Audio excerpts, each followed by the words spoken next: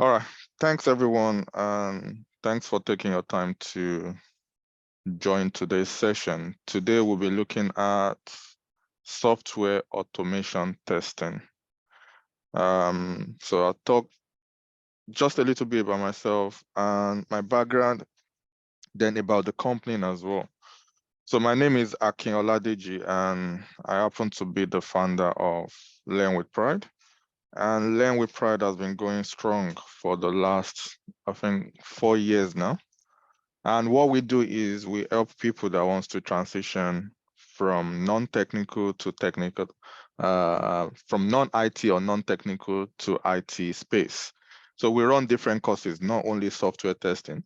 We run different courses ranging from project management to business analysis, Scrum Master, product owner, DevOps engineer, data analysis, and software automation testing. And out of all these 6 courses, this tends to be my baby. The whole Learn with Pride was, formed based on this software automation testing. And personally, I'll be the one that'll be taking this course. I'll be your facilitator. If you are to come on board, I'll be the one taking this course. And yeah, so just a bit about myself. My background wasn't technical. Um, Actually, my first degree, second degree was in accounting. I've got masters in accounting as well. So I have zero knowledge when it comes to anything technical, but after my masters, I realized accounting wasn't meant for me, so to say. And I was looking for a breakthrough into something different, something more fun, something I can see myself doing for a long period of time. Um, After a lot of research, I landed on software automation testing course. It was a 3-month course back then as well, you know. But I know nothing, It everything was like Greek, all with after spending 6, 7 years in uni, all you know is debit and credit, balance sheet and ledgers, all of that. So it was totally new to me, but I was determined that I needed something different, and I asked them then, I have zero background, I have zero knowledge. Do you think I can do this?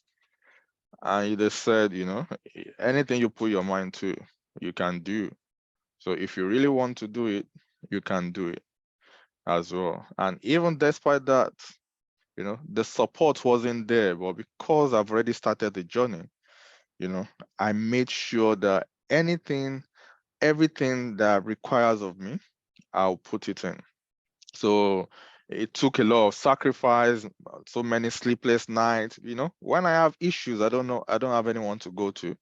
I have to make sure that I resolve those issues myself and all of that. After I finished, I started applying for it. As I said, it was a 3-month journey as well.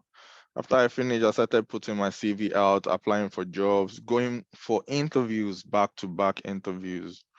And I can tell you, after 2 months, I said 2 months, after 2 weeks of back-to-back interview, I secured my very first role, and my very first role that I secured wasn't even, and it was a senior role. It was a senior automation engineer role.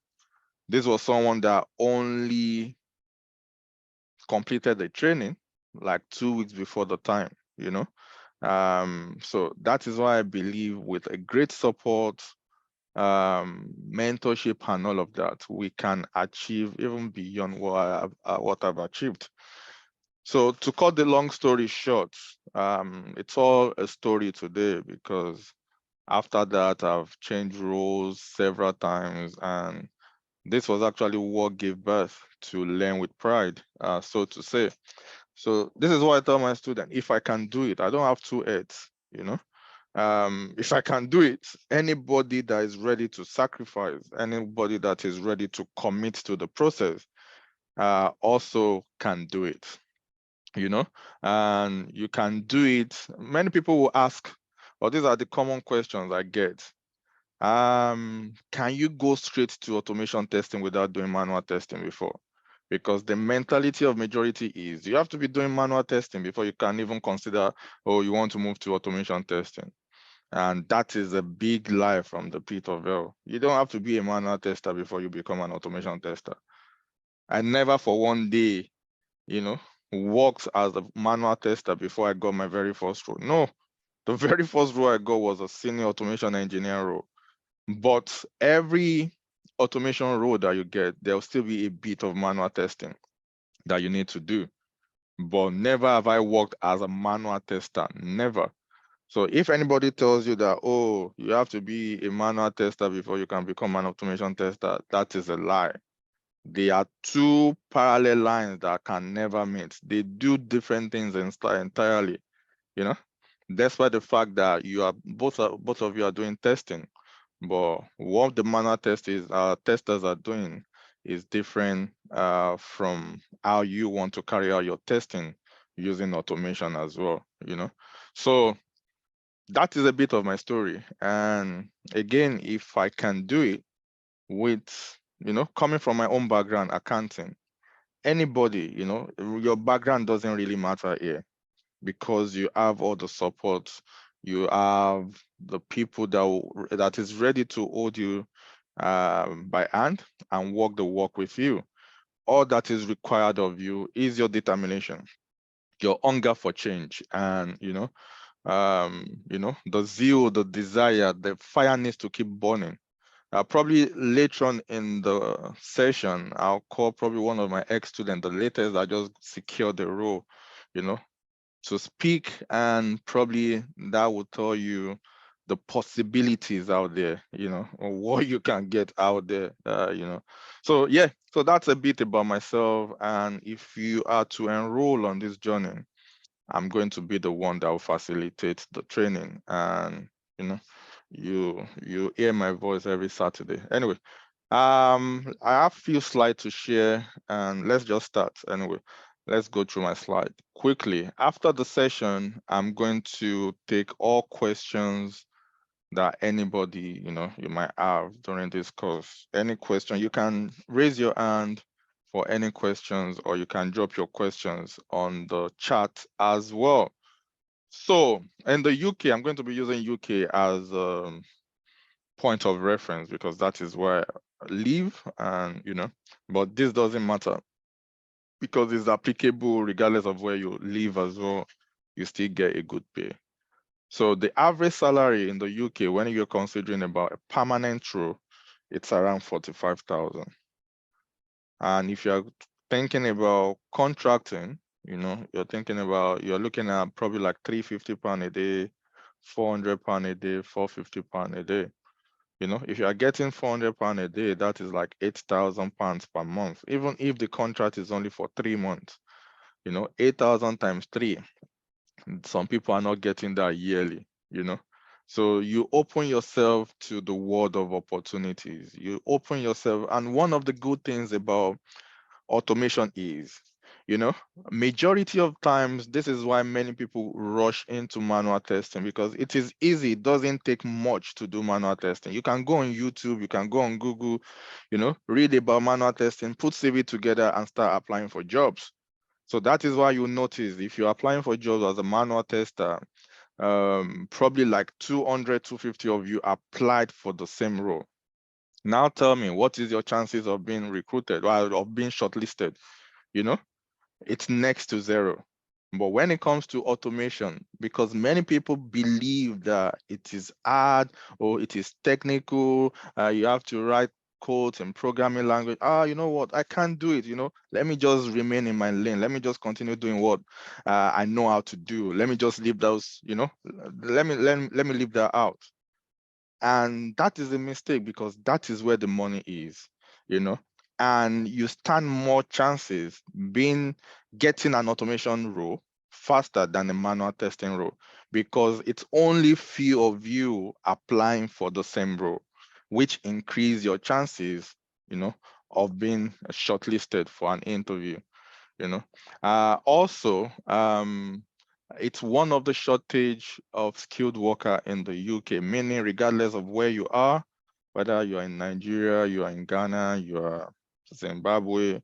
If you apply for a job and they like you, you impress them, they can apply for a sponsorship visa for you from your home country. Even aside this, you can as well get a remote job. You don't even need to travel. Since post-COVID, it has made it so possible that you can secure a remote job. Whether you live in Nigeria, you can be working for a company in the US. Whether you live in Ghana, you can be working for a company in the UK. It has made it so possible because employers now believe that you don't have to be physically present in the office before you deliver.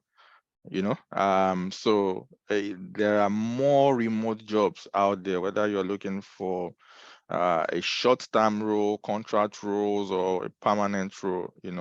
It is possible. A typical example would be my BA facilitator. He lives in Nigeria, but he works for a company in the UK. These are the opportunities that can be open to anybody. But the thing is, like the lottery saying, you have to be in it to win it. You cannot assume that, oh, had it been I played that lottery, probably I could have been the one that won that 20 million, but you never played. You can only wish. The same thing goes with transitioning as well. Oh, had it been I've done that training 3 months ago, probably I'll be getting this role now. But you never applied or you never took the training. You can only wish. So when it comes to career transitioning, it is about action. You need to take action, now. Procrastination will not work. I'll do it tomorrow. I'll do it tomorrow. Oh, next month. I'll gather some money and do it next month. Tomorrow never comes. Next month never comes. That is why it is important. Whatever we are doing, we need to act fast. We need to act now. There are, the jobs are out there. I know someone doing 3 different software automation roles, 3 different roles. If the job is not there, he's not going to be able to do 2, not to talk about 3. It's because there's no one that wants to take up the role. That is why he's able to do 3 roles, 3 automation roles. Just imagine that. He's on 6 figures, If you combine all those earnings, it's on 6 figures, But again, it's because there are not enough people to take up roles, especially in automation. That is why some people can do 2, 3 jobs, That is the position you can put yourself, but you can never get to that position without acquiring the knowledge, the experience. Without, you need to be able to prove what you know. And that is why myself and the company, when it comes to professional certification, we don't preach it. I don't preach it. It's a good thing to have, probably at your own convenient time. You can sit for any professional exam you want, but the certificate is not the one that will get you the job. What will get you the job is your knowledge, your experience, what you can prove. And that is why the training is designed in such a way that you go through the practical training. And even after the practical training, you'll be involved on a live project where you'll be working as part of a full Scrum team, whereby you have developer, Scrum Master, product owner, business analyst, tester, you see how things are done in SDLC, that is software development lifecycle, from the very scratch. You'll be exposed to that as well. So when it comes to interview, any questions on agile, working as part of a team, SDLC, you won't be able, you shouldn't, you don't have to lie, because you actually experience it in real life. Anyway, that is that. Let's go. Let's move on. I've said this as well. You can work remotely from anywhere. So even if the sponsoring visa is not coming, you can apply. You see roles that you don't have to come to the office. You can work remotely, and also it is in high demand. If it's not in high demand, we won't have people doing 2, 3 jobs. So what's going to be the roadmap if you are to come on board? How are we going to run things? Let's go through this one after the other. So the training, so the full program is for 3 months, but the training is only for 8 weeks. Many people will question me, or, can we really cover much in 8 weeks? And even these 8 weeks is not, it's only once a week, Can we really cover enough for me to be able to stand on my own in these 8 weeks? And I laugh to myself, because yes, you'll be able to cover a lot. We cannot cover everything, but the most important that needs to be covered for you to be able to start competing, we are going to cover. And many people would think, oh, once a day or once a week, is that not too, why can't we increase it to 2, 3, 4, 5 days? Again, I laugh, because when it comes to a technical training, you don't want to be rushed. You don't want to do training every day. Where is now the time for you to practice? Where is now the time for you to do your task? Where is now the time for you to go over the video if you are to be having trainings every day? And with that, you are not learning everything. You are covering a lot, but you that is on the journey, you are not learning anything, only if you want to deceive yourself. So my training is only once a week. And before we meet the next weekend, you have task that has to be completed before we meet next week, the next weekend. Because every weekend you have to be on the same page as me. And also because we might be having just 1 week, one training per week, but your own journey must not be restricted to 1 day a week. Your own journey is going to be an everyday journey. You have to go through the recordings. As I said, it's going to look probably gibberish to you when you first start. But the more you look at it every day, the more it begins to make sense to you.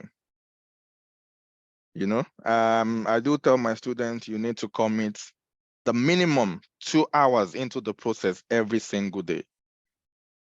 Meaning, after catching up with the video, you attempt the task, you create a new project, at least 2 hours needs to be, you need to devote 2 hours into the process every single day.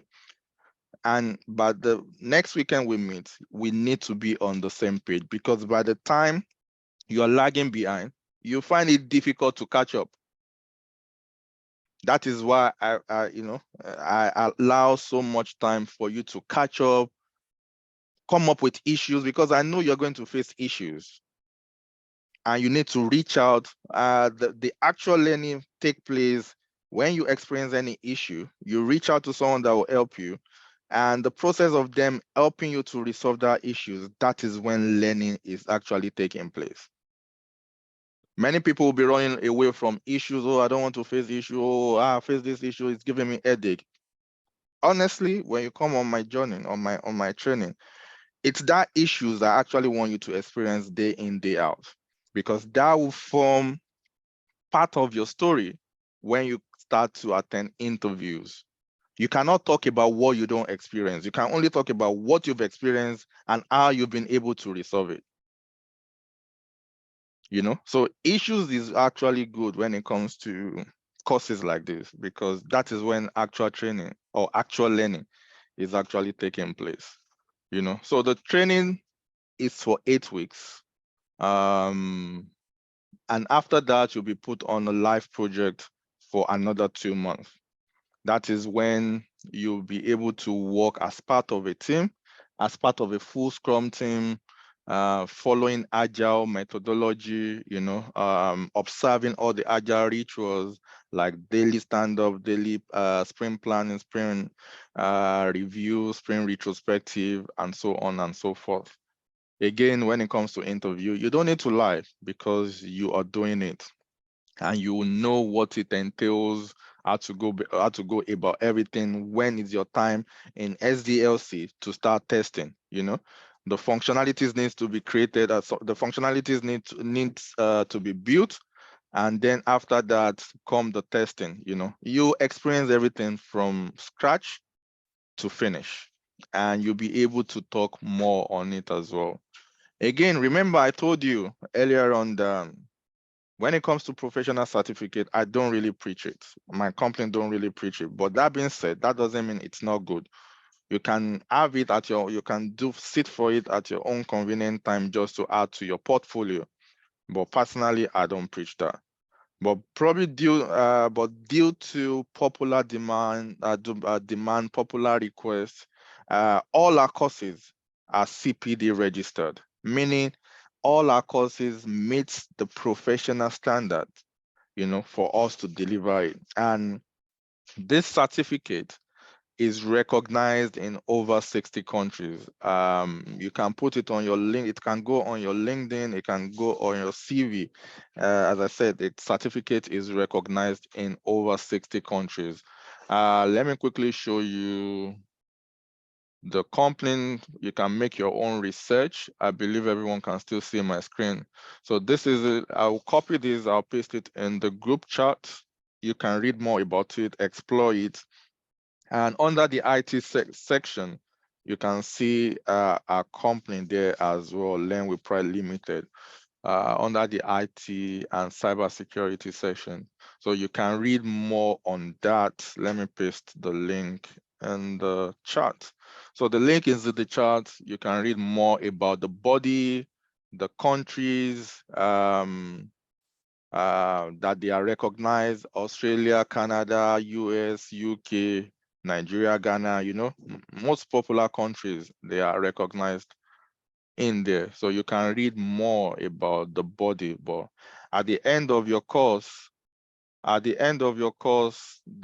certificate will be issued at the end of your course. And as I said, it can go on your LinkedIn, it can go on your CV as well.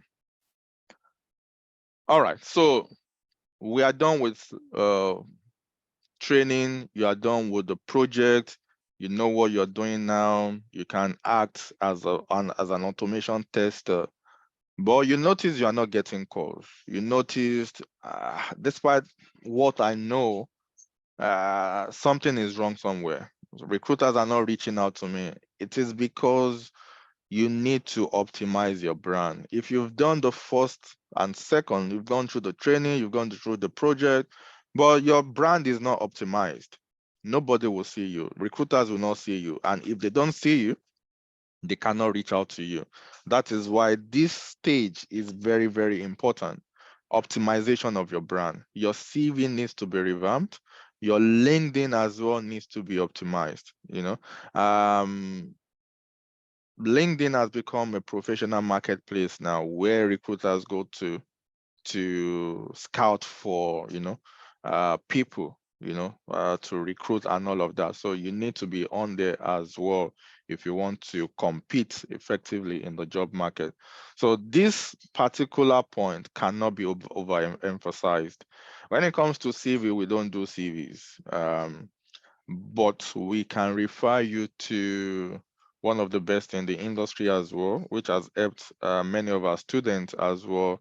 And they will be more than willing, if you say you are from us, to give you a discount. It is not a must for you to go to them, but if you want to, you can go to them.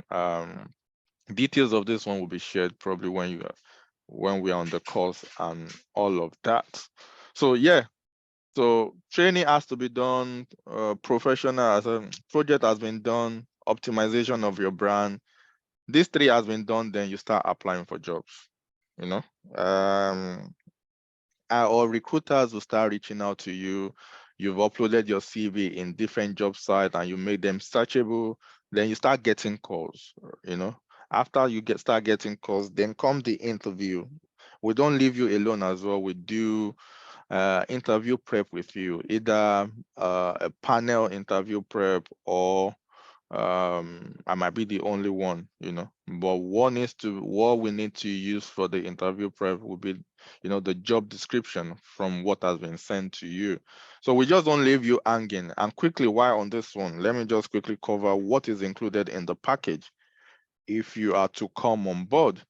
So you get the practical training, you get to work on the live project, you get the mentorship and everything I'm saying. So that you get the mentorship from myself, you get the support, you get the interview preparation, you get the CPD accredited certificate, and we also give you a work reference for the duration that you are with us. So for that 3 months duration that you are with us, we are going to give you a work reference for that duration that you are with us. So that is that. I just said, let me quickly cover that anyway. So when it comes to preparation of interview, we do that with you as well. After that, I just have few slides. That's a few slides, few job posts, that I got from the internet just to show you how much you can be earning as an automation tester. So this first one is paying up to £60,000. That's a lot of money. Again, I'm using UK as a point of reference because that is where I live, but it is applicable. It is applicable anywhere in any part of the world that you are. The second one is paying, this is a contract role, which is paying 380. Let's just say £400 per day. That is like £8,000 per month. That is a lot of money as well. All this job, it's not me. It's I got it on the internet. So this is the type of job you can be exposed to, where after you acquire the necessary skills, the necessary knowledge that you need to acquire. All right. I think I've made mention of this. What you get, certification of CPD accredited certificate. If you have an existing CV before, I can just check it to see whether it is good enough. But we don't do CV. We don't. But I can review it for you if you have one. We give you UK reference for the duration you are with us, interview preparation, mentorship and support as well is there. All right. So if you are to come on the journey, what are you going to learn? These are just a few things out of what the tools that you'll be learning. These are actually tools. So we'll be using C#. The programming language we'll be using is C#. And the reason I chose C# is for those of us that, we are from Africa, when you want to start driving or learning how to drive, they'll ask you to use the old Volkswagen to learn how to drive. Why? Because it's very hard, to use. And the idea behind that is if you are to know how to drive with B2 or Volkswagen, there's no other car, you won't be able to drive. Same thing goes with C#. If you know C#,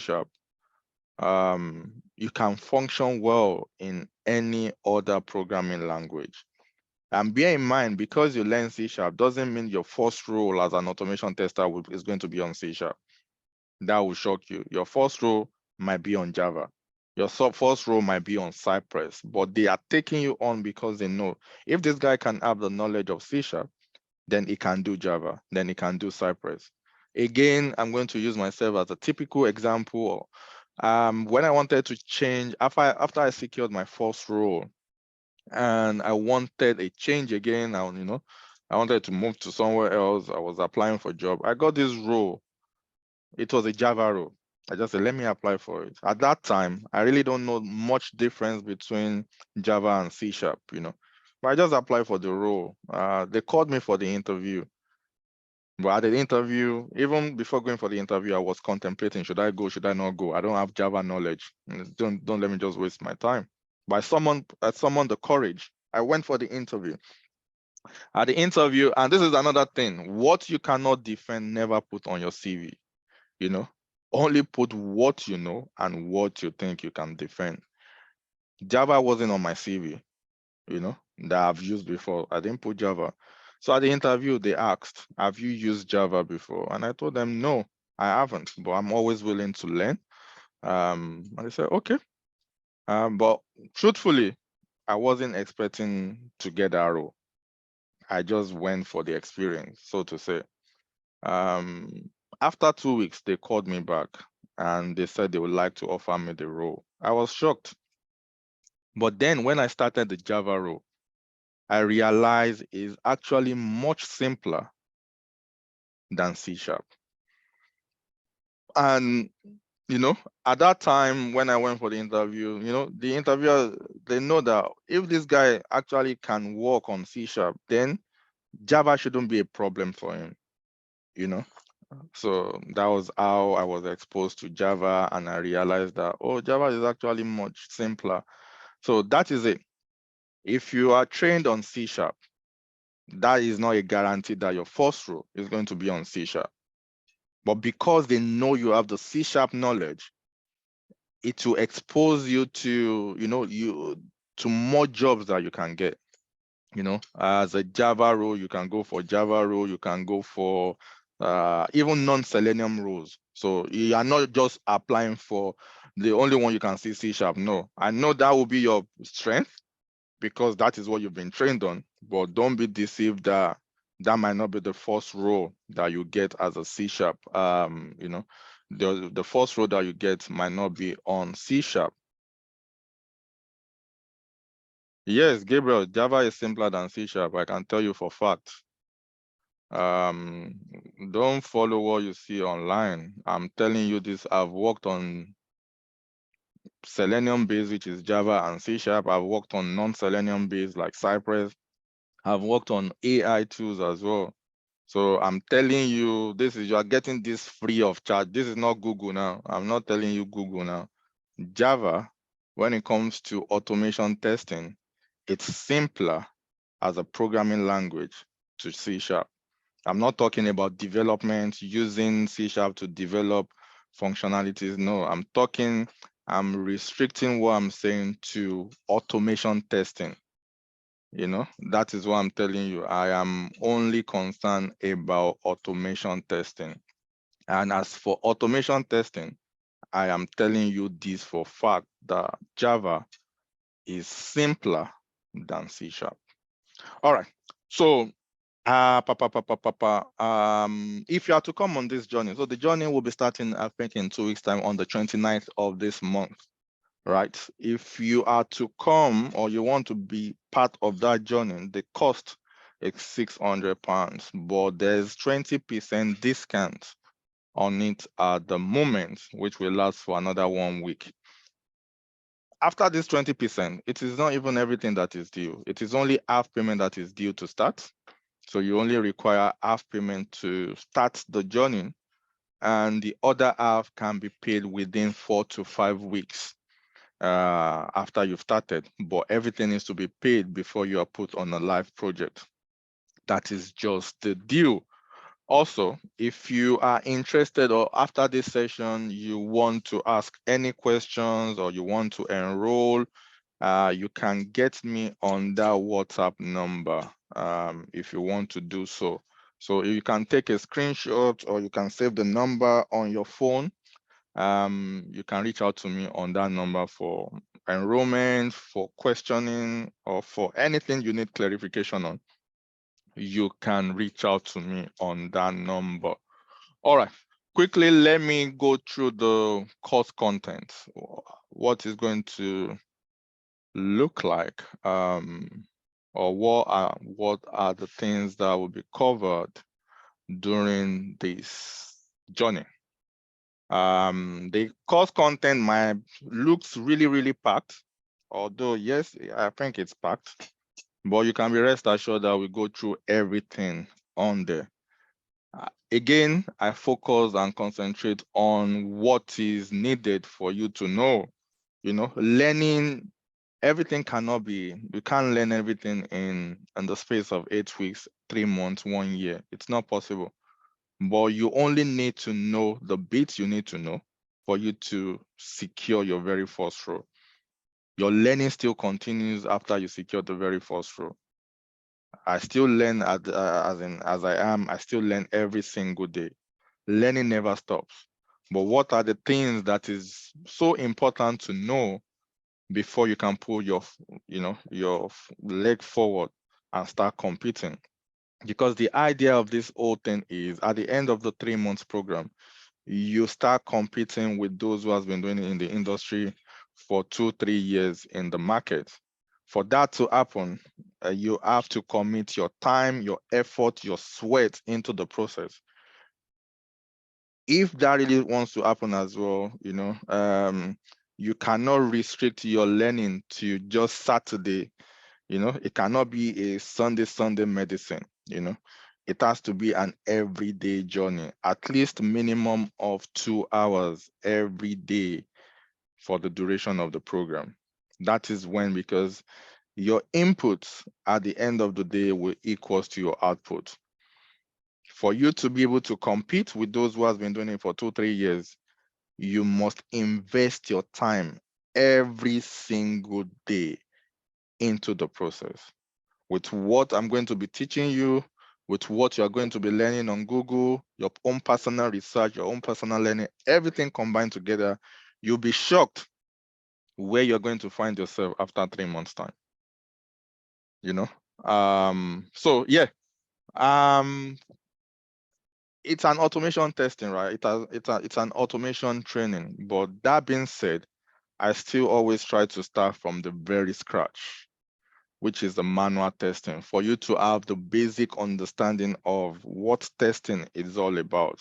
Then we can now build the automation based as in build the automation learning on that one. So we'll be covering manual testing, introduction to manual testing, exploratory testing, SDLC, STLC, phases in STLC, stages of manual testing, methods of manual testing. Those are theoretical, but I think it's needed for you to know as well, so that you can know the genesis of what you are getting yourself into. Then after that, we'll be looking at Azure DevOps. Azure DevOps is a tool that you can use as a manual tester as well to write your test cases, to raise a bug, to assign a ticket to a developer, and all of that. We'll be looking at that as well. I tried one of the key things to me as well is to be able to expose you to as many industry standard tools as possible. These are the things that will go on your CV as well. So we'll be looking at introduction to Azure DevOps, manual testing with Azure DevOps, how to raise your bugs and defects with Azure DevOps, how to move your tickets through the pipeline, how to assign tickets, how to create a task, and how to assign your defects or bugs to developers that will be fixing them. All these things we are going to learn on the journey as well. So when 1 and 2 has been done, then we can start to build the automation on that knowledge that we already gained. So as I said, we'll be using C# as a programming language and Visual Studio as the IDE, which is the integrated development environment that will be scripting on. So we'll be looking at introduction to software automation, how we can download and install Visual Studio. One of the most popular questions you get when you start applying for a job is, have you built a framework from the very scratch before? That question looks powerful, but I tell you, there's nothing to it. From what we are doing from number 3 is you building a framework from the very scratch, from the downloading to installation, to your installing your Nugget packages, creating your folder structures.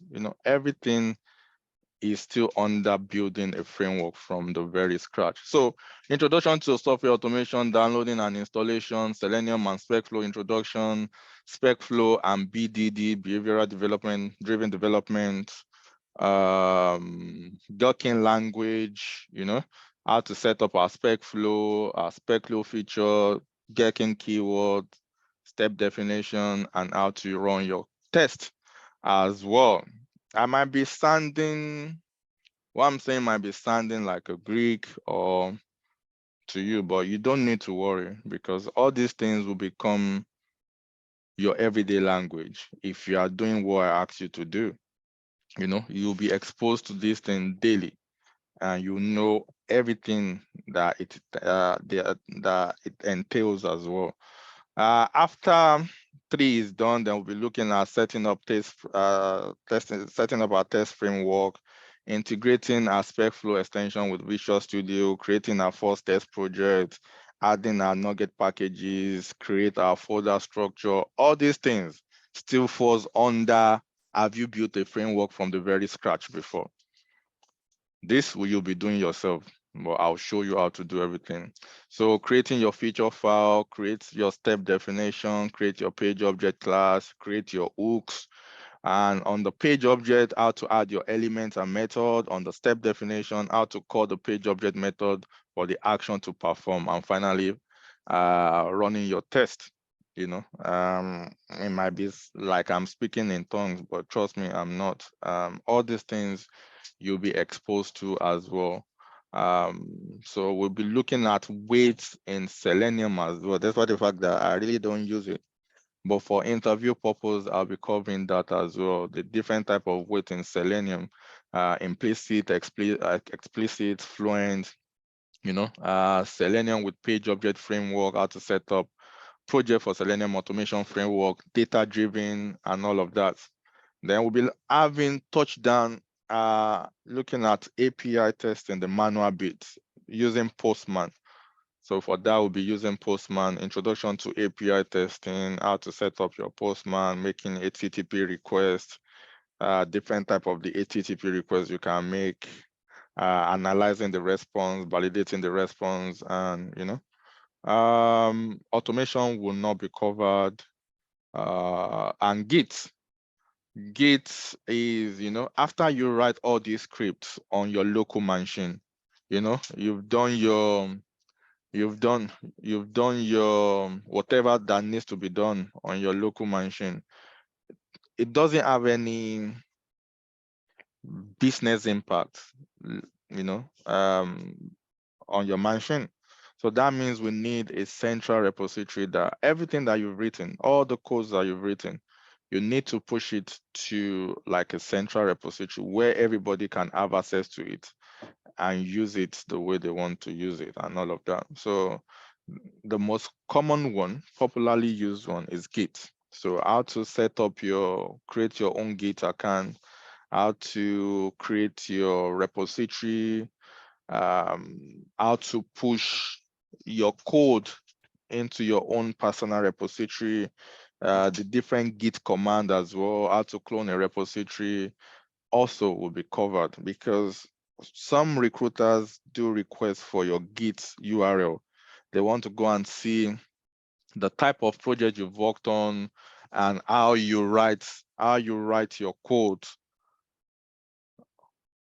They want to see how you write your code as well. For one second, please.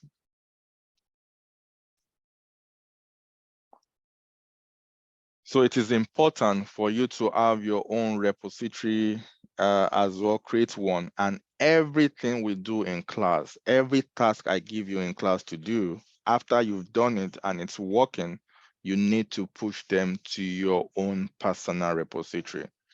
Because it's public, anybody can have access to your repository. I can have access to your repository. I can see all the codes, all the projects you've worked on. You can have access to my own repository as well. You can see everything I've worked on, as well. So we'll be going through that as well. Before I continue, I want to show you Visual Studio and probably just play around with few script and try to run it and see if we can run anything. But I don't know if someone is online while I try to put that together.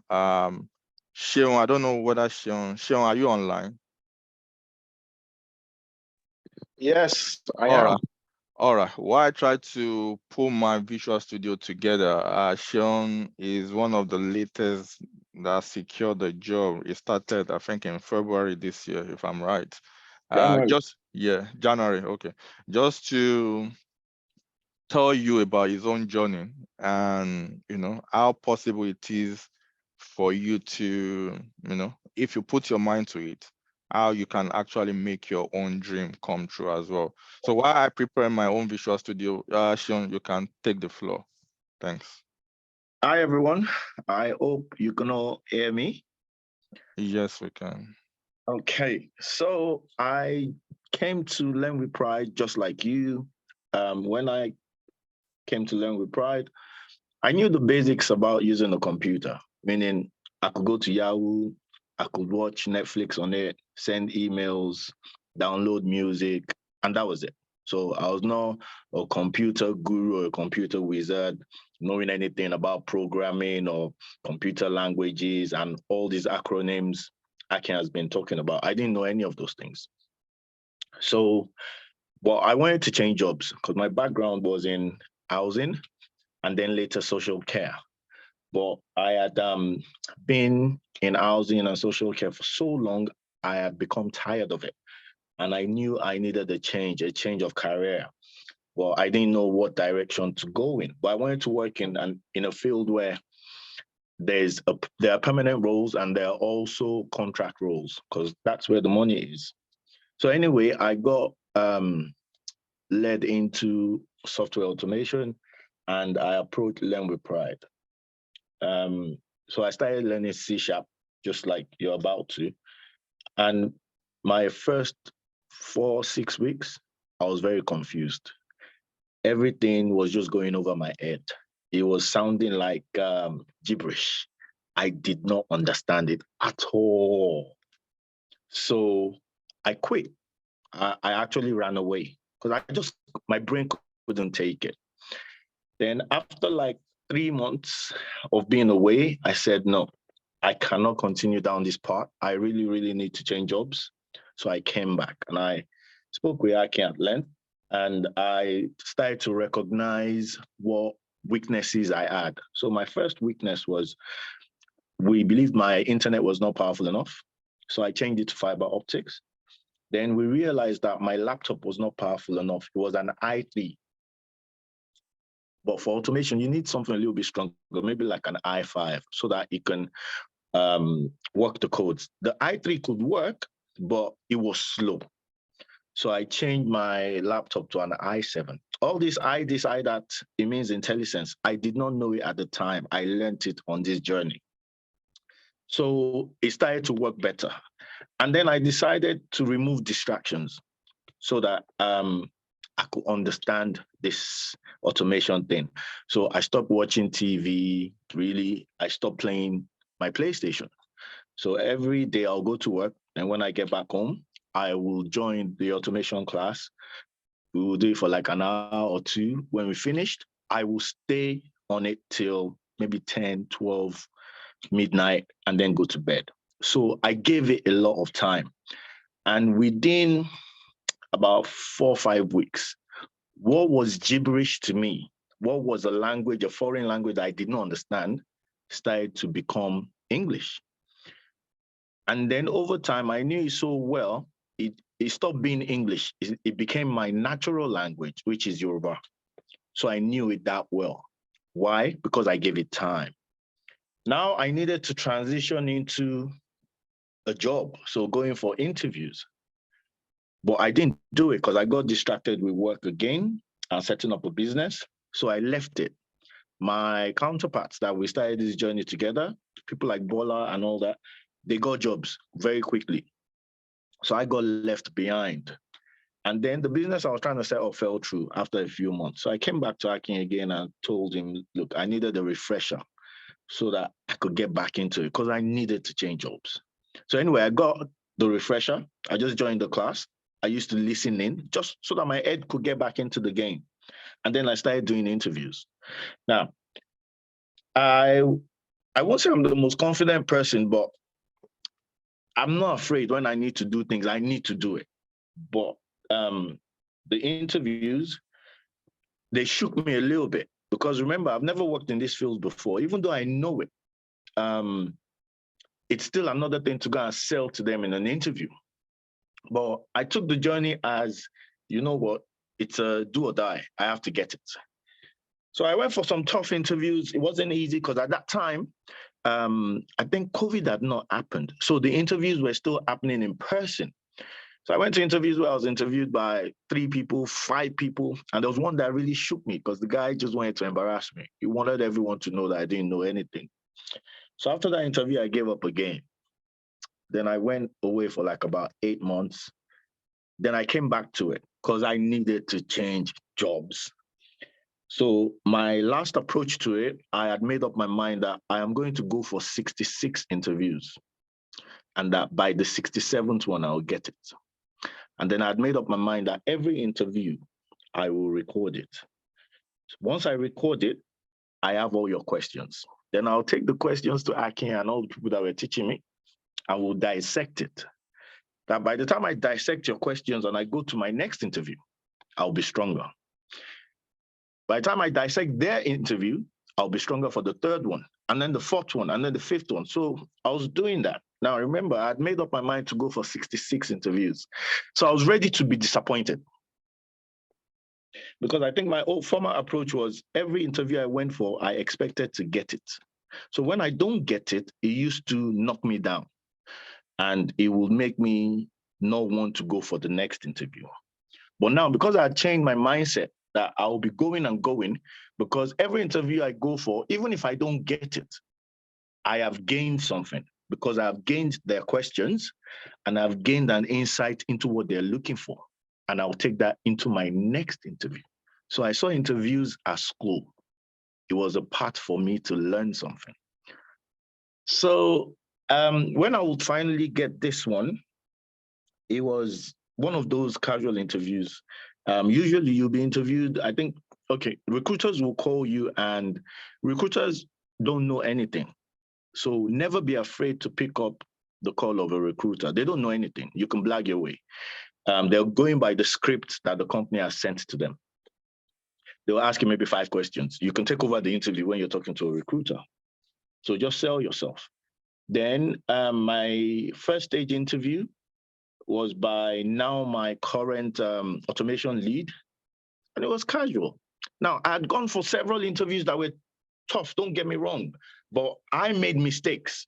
And I'll tell you about a few mistakes so that you don't make the same thing. So they'll ask you questions like, where do you see yourself in the next 5 years? So I went for an interview that was really, really going well. I was interviewed by 3 people in my team, and they asked me that question. And my answer was, I would like to transition into becoming a developer within the next 5 years.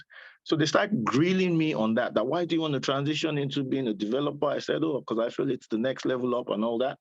And then they said, so why not apply for a developer role now? And I said, no, my strength is in C# as an automation tester. So I will always apply for my strength. Then later, that's where I plan to progress into being a developer.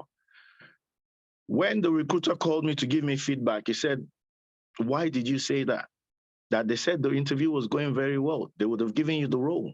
But when you said you were transitioning to being a developer, it threw them off because they were planning to invest their time and efforts into you as a tester. But you're planning to waste their time and move to being a developer. So all the years they put into you, wasted. So I shouldn't be saying that. So I learned from that. I never repeated that mistake. So you learn from your interviews. That's what I'm just trying to get at. So, but Aki kept telling me, look, the job that will be yours. Do not give up, just keep going. There were other interviews I went for that when you read the job profile, you will see that out of maybe the 12 things they're asking for, you only know 3. I will say to you, apply for it. Apply for everything because it's an experience. Go, let them question you. Go and learn what they want, and then you become that person. So the job I have now, by the time I got it, one, I was not asking recruiters how much they were paying or anything anymore. I was just accepting every interview. Once recruiters call me, I'll just accept it. So when people ask me, so how much is this interview you're going for? I'll tell you, I don't know. Because truthfully, I didn't know because I just didn't care. I just wanted a job. I was even ready to accept less than what I was earning in my 9 to 5. Why? Because I knew once I get in there and I have an experience working there for 4 to 6 months, I'll be able to blag any other interview because now you've worked it. Anyway, so I got this interview, did stage 1, did stage 2, did stage 3, and they called me to offer me the role sometime in December. It was snowing at the time. And the day they offered me the role, when they told me how much I was going to be earning, it was the recruiter that called me in the morning. I was driving to work. When he told me how much I was going to be earning, I indicated off the road. I just went off road. I was on the A13. I was driving to work. And when he told me the figures, I just indicated left and took the next exit. When I got to the next exit, to the roundabout, I parked. I was confused. I didn't know to even go home or go to work. I was happy, but confused because I thought, no way, not me, because they were offering me times 2 hours earning. So I went to work because I thought, they had made the mistake of what they were telling me, that maybe they were giving me someone else's figure, because the amount they were offering was an amount that I tend to avoid applying for because I'd limited myself to jobs that were within the 55K downward range. Anything higher than that, my belief was they would stress me with questions. So I wasn't going for those kind of jobs. But now these people are offering me way, way more than that.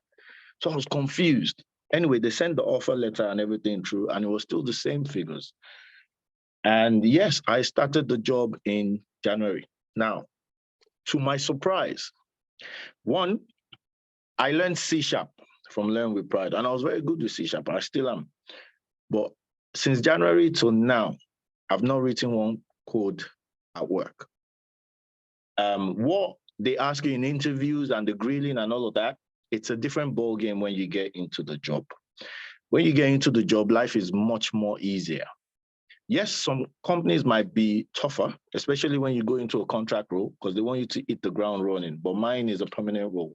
So they're more gentle, they take their time with you. Software automation is not an industry where you get into a job and they give you a piece of work to do, and they tell you, I'm standing next to you, do it now. I want you to know. It doesn't work like that. One, they will do onboarding for you, which is in some places, they call it induction. So they give you about 3 to 4 weeks of induction, where they're teaching you their systems, their processes. You're meeting with different members of your team, where they're just telling you about what they're doing.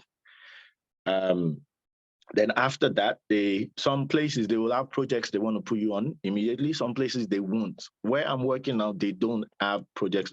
They have projects going on, but they don't even work in an agile way. So all the daily stand-ups, everything that you're going to be learning now, not all industries work like that. So my company, they don't work like that.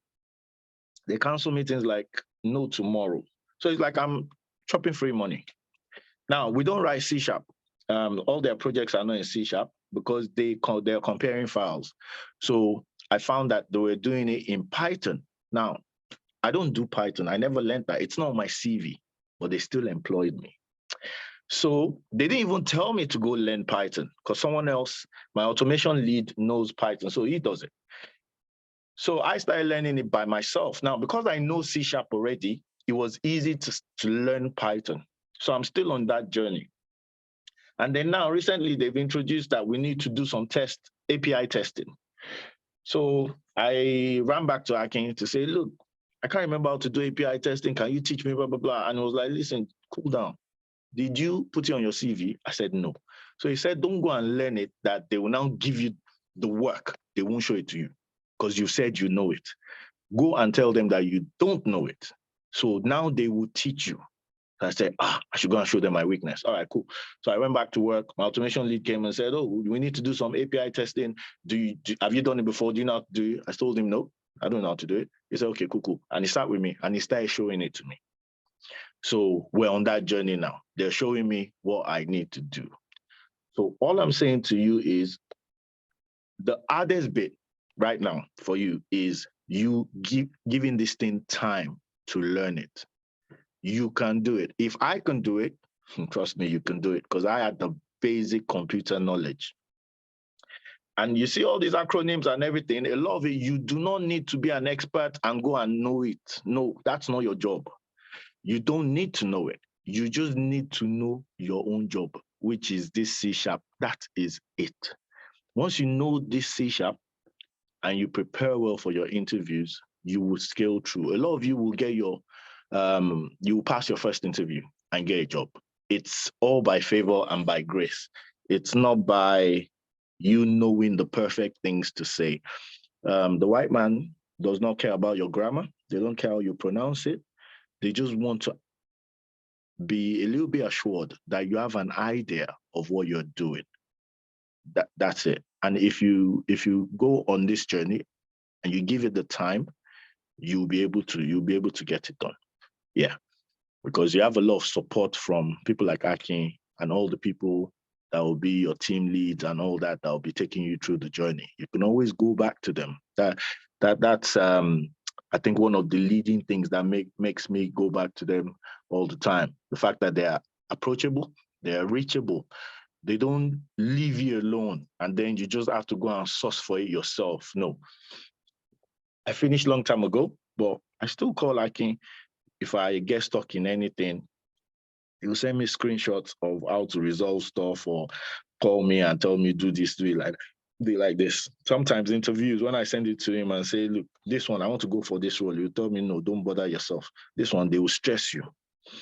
But I got to a point where I was even going for those ones where they will stress me because they're asking for, you see job roles that says things like SDET, software developer under testing. So that one, it's usually they want someone to be in between a developer and a tester. But there are also some companies that will say SDET, but all they mean by SDET is you are a senior software automation tester. You are not just a software, you're a senior. And when you're a senior, it doesn't mean you're managing people. It just means you have more expertise. That's all. So anytime, so I learned this all from applying for jobs. So I got to a point where if I see SDET roles, I will ask the recruiter, define SDET in this particular organization. Are you a senior tester or do they want someone in between a developer and a tester that you should go back to them and ask for clarity? Because if they want you to be between a developer and a tester, their questions will be, it will involve testing questions and developer type of questions. And there's no reason why you can't tell them you don't know the answer.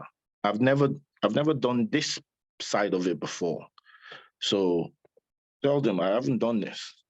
Some will grill you more and say, but you should have. You've got 5 years experience. We never did it in my role. We never did it in my organization. So don't be afraid. It's a good journey. But one last thing. Testing is not something you can pick up, leave it alone for 3-4 months, go back to it, and you'll still be on point. You wouldn't. It's something you have to continue playing with.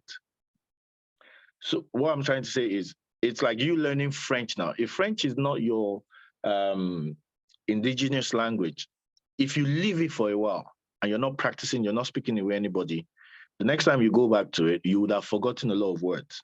The same thing with programming languages and C# and co. If you don't use it for a while, you will forget it and it will drop your confidence level. So what I'm saying is, as you started this journey, once you see it through to the end, even before you finish, set up your CV and immediately start applying for work and keep practicing every day. Give it 2 hours, 3 hours, however time you've got, practice every day. That way, it keeps your confidence really, really high. And then you're able to transition with ease. You won't make the mistakes I did, which was breaks in between, and then you need refresher courses. It drops your confidence. So I think I've covered most of it. That's my little journey that I wanted to share with all of you. You can do it. If I can do it, you can definitely do it. Yeah. Does anyone have any questions for me? Let me quickly run this script and we'll take all the questions probably afterwards. Okay. That's if you're still available anyway. Yeah, I'll stay on. I'll stay on. All right, thanks. Yeah, thanks for that, Sean. Yeah, aside myself, as I said, my background was accounting as well. So if I can do it, if we can do it, and many others who has, secured the role already, if you are ready for the journey yourself, you can do it. We just need to stop procrastination. We need to take action. The road might be rough, but when you have one thing, if you have the support on the journey that you are embarking on, then you have nothing to fear. You have nothing to fear about. The greatest thing you can ask for is the support. If you have the support, every other thing will become simpler and easier. And these are the when I did my own transition, there wasn't any support, so I had to work extra, to get what I want. But you know that being said, I'm not saying you're not going to do, you're still going to work, you're going to do it, but at least you have someone you can go to when you're stuck. Majority, when they are stuck and there's no solution, they tend to give up. You know what, I can't continue to crack my brain. You know what, let me just go back to my social work or my carer job. This thing is stressing me. I can't do it. But we can all do it, I can tell you. All right, quickly, I just want to show you, this is not me starting from the scratch. This is just me using an existing framework. We just want to play around with, few things, that's all. All I want to achieve is, oh, sorry. I believe everyone can still hear me because I'm sharing my screen from another system. If you can hear me, drop one on the chat.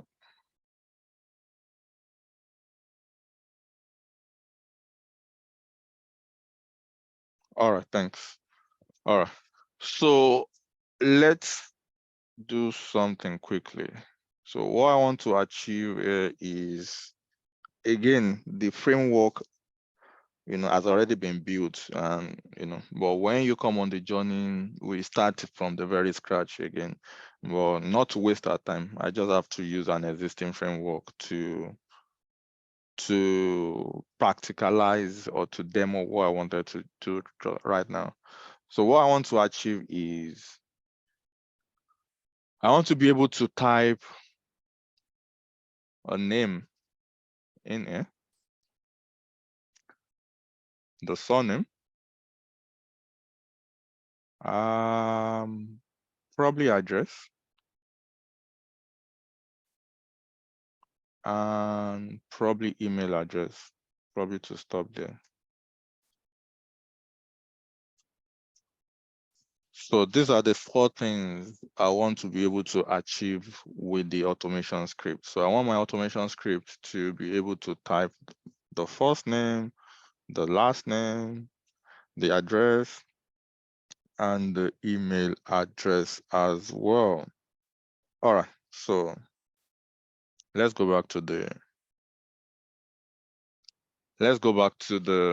Visual Studio. It looks scary, but it's not that scary. Again, when you look at it, when you start looking at it every single day, it will become your friend, right? When we go through the journey, we're going to go through what is called a Gherkin language as well, or SpecFlow.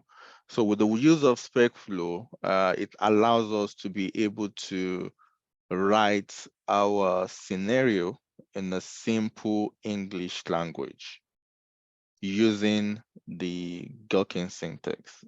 Using the given when then syntax.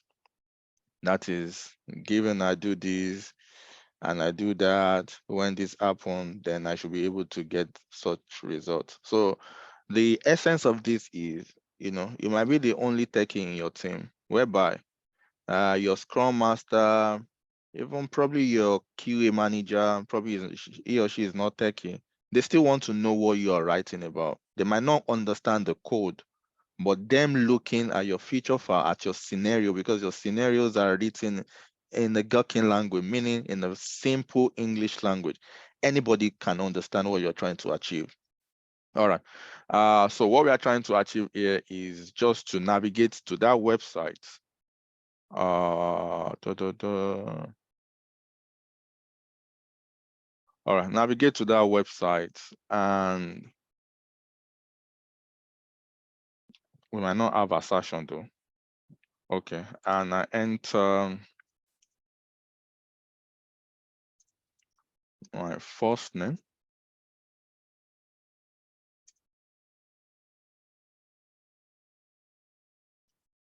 And I enter my last name.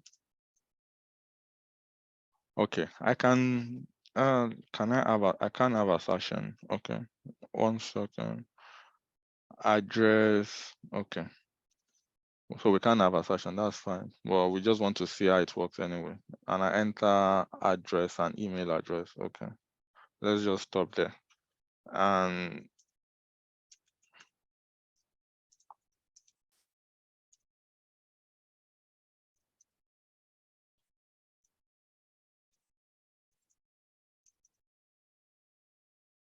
I enter my email address.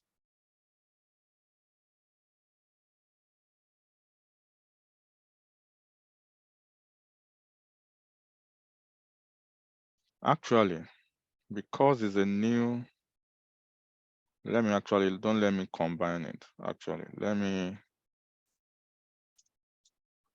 let's do it from the scratch. Not scratch like that, but let's do something. So let me create a new feature file. I want to create a new scenario. SpecFlow. All right, so let's name this one.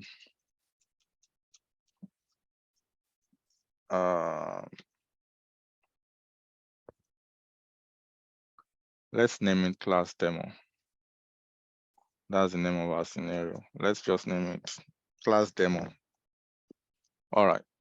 Because it's SpecFlow that will enable us to be able to write in given when then. That's where I'm selecting. Can we please, someone is writing on the screen. Can we please stop that?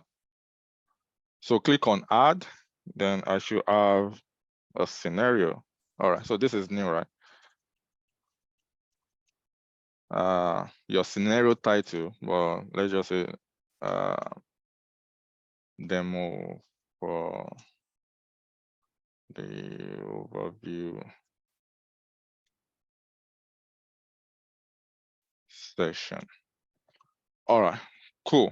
And one good thing about using this is you can reuse your code, right? So I can go here and I can copy this code and reuse it.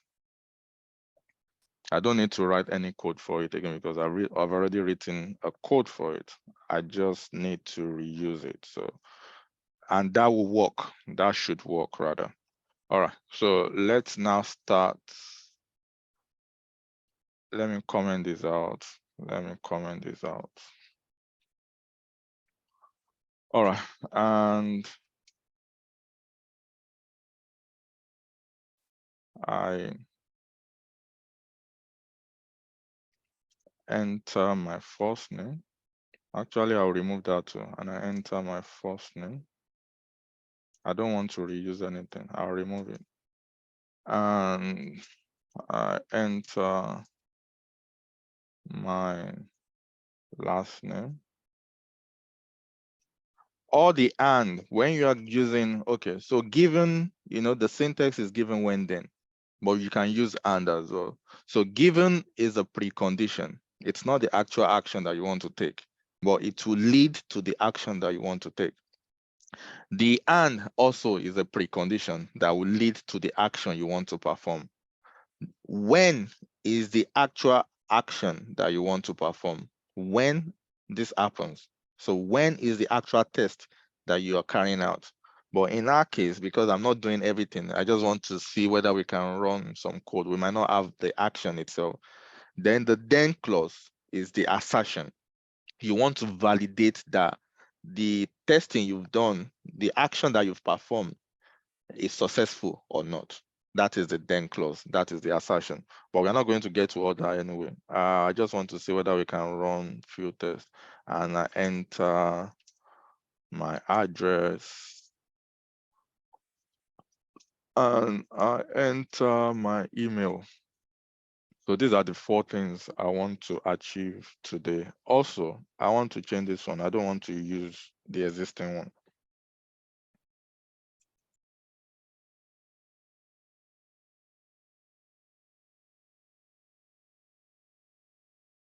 So given I navigate to, what's the name of the website?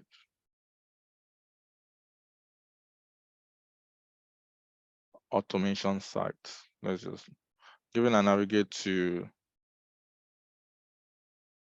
the automation, I don't want to use data driven. That's why I removed the first one.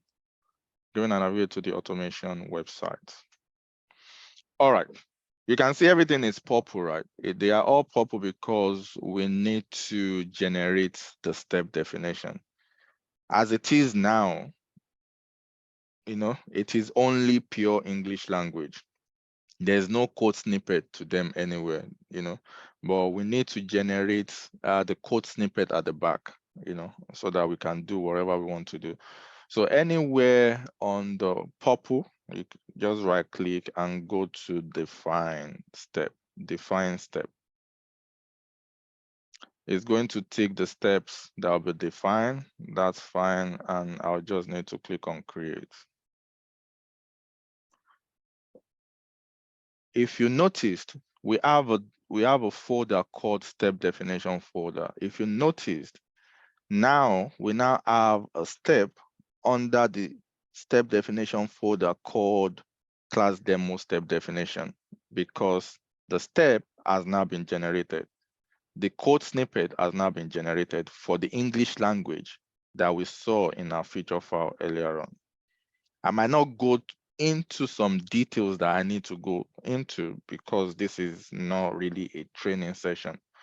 But yeah, and what you'll notice again is the purple has now changed to white color. And that is now when you know that your steps are now binding. Your steps, your feature file now has a code snippet at the back of each line. What I mean is I can right click on line 8 and say go to definition. It will take me to where the code snippet for that line is. Right? All right, fine. So we are done with, we've been able to generate our step definition.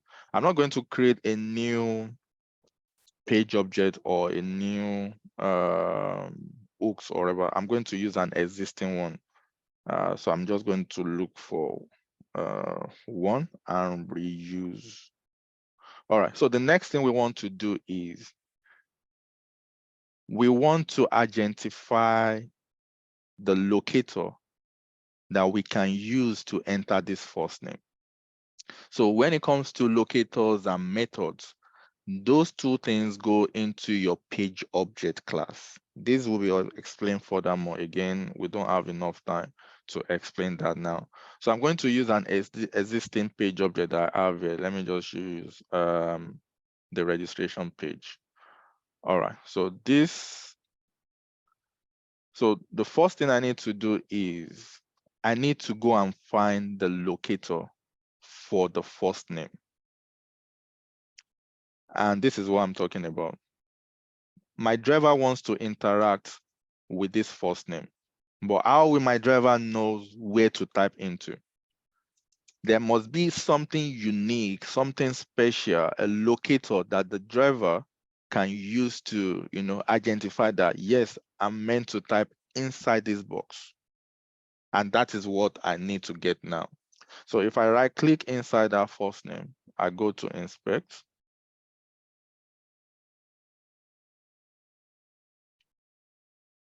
Inspect. You can see it fires up. So this line of code is for the first name. You can see the first name is still fire. So this line of code, input type equals text, placeholder equals first name, blah, blah, blah, is for the first name. All right, so what am I going to use? We have different attributes that you can use. We have like CSS selector, we have like XPath, we have like link text, we have like class, we have ID, we have name that we can use to identify this first name. And also you can write your own XPath or locator out if you know how to do so. So let's write something out quickly so that we can use in our code. So let's say, or for the purpose of, don't let me waste time of writing. Let's see, okay, this is where I start. I start very, very gentle. So we can do something, we can go to copy. Here we can copy selector or we can copy XPath. Let's copy selector. So Control F will open this box underneath for you and Control V will paste it. So that is the selector that we just copied. You can see it changes to yellow and it's giving us 1 of 1, meaning it is unique enough for us to use it. It is only first name using this locator on this page. If it's 1 of 2, we cannot use it. If it's 1 of 3, we cannot use it. We need to refactor it further for us to use it. But because it's 1 of 1, that means we can use it. So I can copy that. Control copy. I can go back to my page and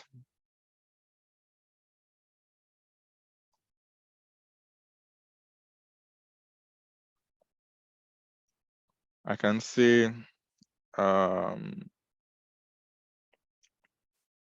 iWeb elements first name equals, I'm going to explain everything during the training, don't worry. Driver is our errand boy that will send errand every time. Go and find element. It will ask you, how do you want me to go and find this element? By using, we chose CSS, right? CSS selector. Cool. What is the CSS selector you want me to use? Another open and close. Then at the back, your semicolon. So inside that quote, you have to paste the CSS selector that we copied from the page, Control V, and that is it. So for that is us writing the locator out. For every locator that you write out, or you can refer to it as element as well, you need to write a method for it. So your method will start with public void, blah, blah, blah, blah, blah, blah. So, but all you need to know is for every element, you need to write a method. All right, so what is the method that we want to write for this? I can write it here. So I can say public void enter first name, enter first name, open and close, open and close, then enter, then your shift and your curly braces, enter. Then we need to bring out, we need to call this now first name. So first name dot, because we want to type inside that box, it has to be send keys. We want to send keys inside that box, right? Open and close. And what is the keys that we want to send inside our code? I want to send Richard as my first name. Then semicolon at the end of that. That is it. So when we leave here, the next point of our next step will be our step definition. So we need to go and call this method from the step definition. But before then, I need to do, okay, 1 second, registration.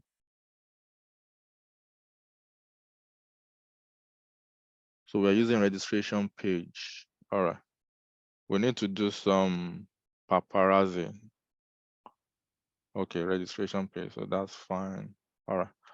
Again, I might not be able to explain better, but on the journey, I'm going to explain what I'm doing. All right, so let's go to the step definition for this. Because our element and the method is in a class called registration page, for us to have access to that page, we need to declare it on our step definition class so that we can have a free access to it. Again, you might not really understand because I didn't start from the very beginning. I'm just doing, wuru to the answer here. But all I want to achieve today is just, us running a test. Everything I'm doing, I'm going to explain during the journey. All right, so the element is here, and that is where we are declaring it here. But the next one, I'll need to change it to the class that we are on, which is the class demo step definition. So I'm going to change this one to class demo registration, class demo step definition, right? That is it. So we are good to go. Now, if I should go to the step that is meant for first name, this is the step for first name, I should be able to see the method that I just written in the page object class. So at the mention of registration page, I should be able to see it. Let's see. So registration page dot enter first name. You can see enter first name is there. And that is it. So that means I'm done with number 8. Going to number 9, same thing applies. We'll go back to our registration page. Again, we need to write. So for me not to waste time, let me just copy this one. Control copy.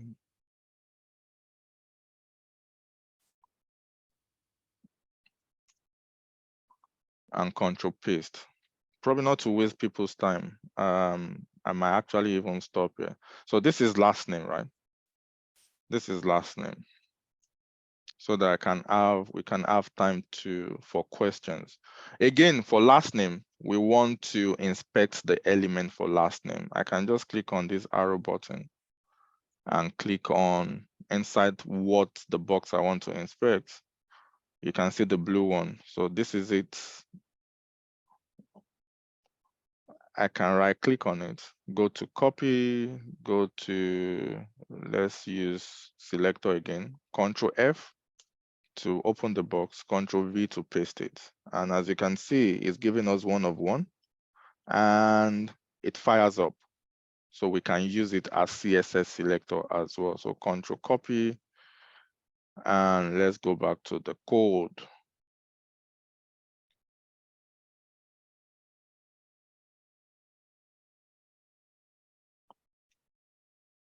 So all I need to change is the element inside here.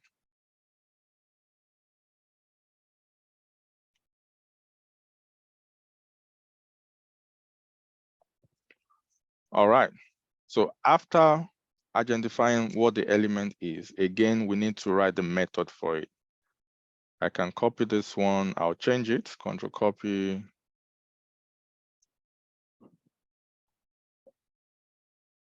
Oh, what have I done? I went to build instead of control copy, control paste, and I'll change this to enter last name. All right. And again, I'm going to change this to last name dot send keys. What is the key I want to send? I want to send Williams. That is what I wanted to type inside that. After doing the element and the method, again, we need to go to the last step, which is the step definition, to go and call the method in our step definition. And the method is this one.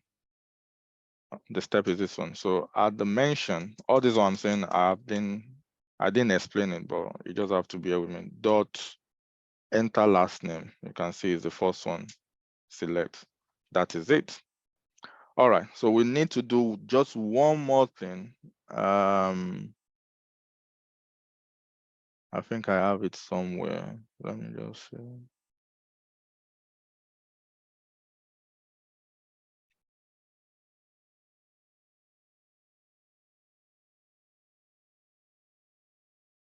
All right, let me copy this because I'm not using. Actually, this should work. All right. So this is for the what's it called? For the navigation. So public void, we only need the method for the navigation. We don't need to inspect anything, right? So I already have this one. I just need to go and call this method called navigate to website in my step definition. Again, you might not understand what I'm doing, but that's fine. So this is the step for navigation, and I just need to call it again at the mention of registration page dot navigate to website. That is it. And I'm done. Let's stop there because I don't want to waste too much time. And we can comment out this two that we didn't get to. All right.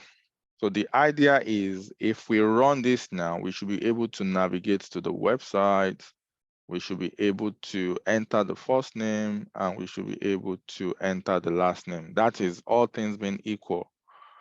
But before that, let's clean and build a solution.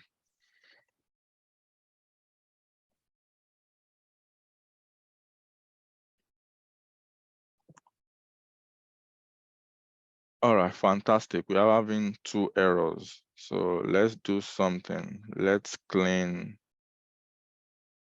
All right, let's try again.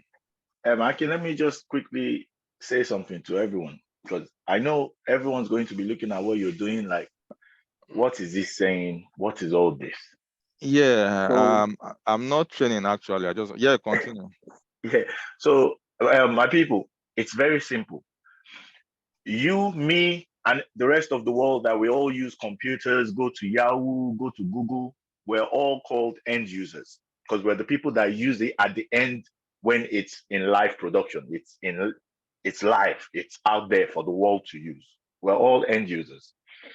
But a lot of all these softwares, um, companies create them and they need to maintain them to keep them working, to make sure they're fit for purpose every day. Now, we human beings that we use these things, we're manually testing them. Every time you log into your Yahoo Mail or you log into your Netflix account or you log into your Amazon, Tesco, wherever you shop online, you are actually manually testing that website. That's what you're doing. But all these companies, can they be manually checking their website every day to make sure all the functionalities, everything you click on, those are called functionalities. So everything you click on in that website is working every day. Can they be manually checking it every day? No, they can't. It will take too long. So this is where automation, what I can show you, this is where it steps in. They automate the process of checking it every day to make sure nothing is broken, it is working well. Especially because those functionalities on the website, those buttons you press, they update them constantly. They make the website better.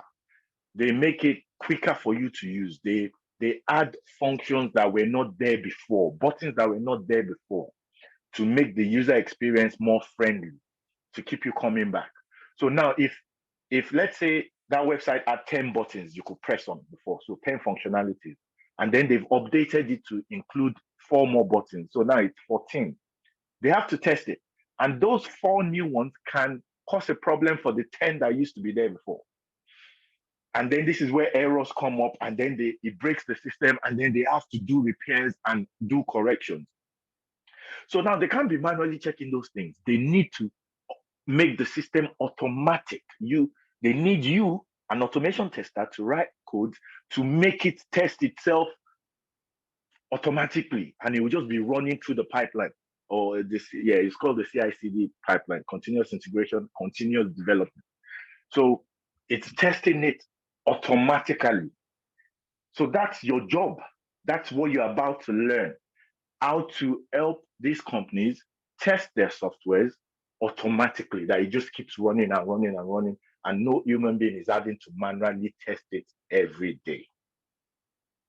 Yeah. Do you understand?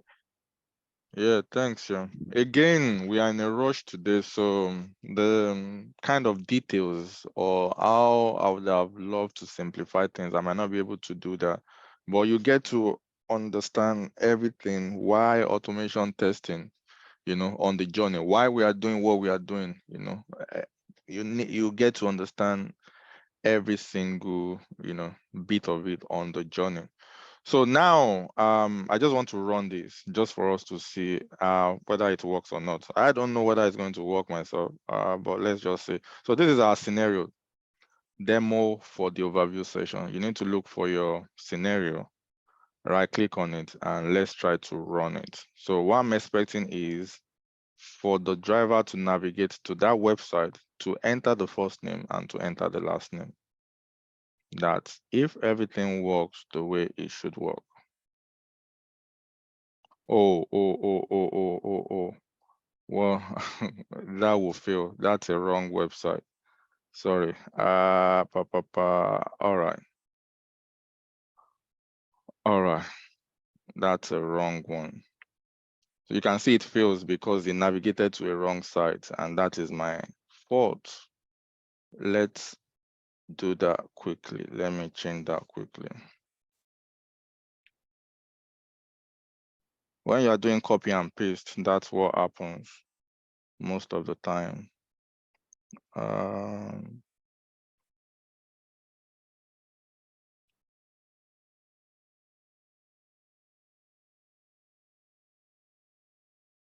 All right, so this is what I've copied. You can see it's another,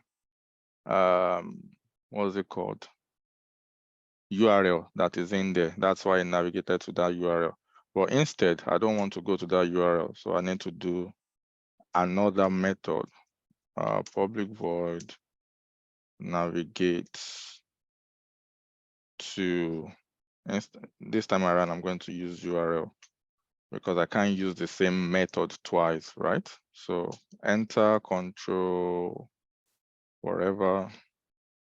And let's do driver dot navigate dot go to URL. What is the URL you want me to go to? This is the right URL I want you to go to, and semicolon at the back. Then I need to go to my step definition and change, because this is not where I want it to go now, and change this to the right one, dot navigate to URL. This is the right one. Cool. Then we should be good to go now. Let's see if we are going to get it this time around.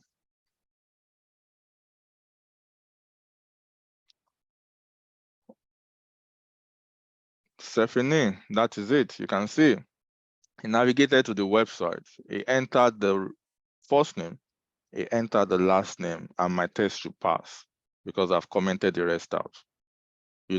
This is just me going, I didn't start from the very scratch. This is just me using an existing framework just to practicalize what you can achieve with automation testing. The typical example would be you manually tested the functionality today and it's passing. What is the guarantee that you have that the functionality you tested today manually is still passing 2 weeks time? It's passing 3 weeks time, 4 weeks time. How do you ensure? Because manually, you might not have anything to do with that functionality again for the next 2 months. But how do you ensure that that functionality is not broken? You can only do that or achieve that with your automation testing, because your automation tests will run every single day and it will validate whether something is still working or something has stopped working. So for now, honestly, I'm going to be stopping here for now. If you have any question, please kindly raise your hand. I'm going to stop sharing this screen and go back to my normal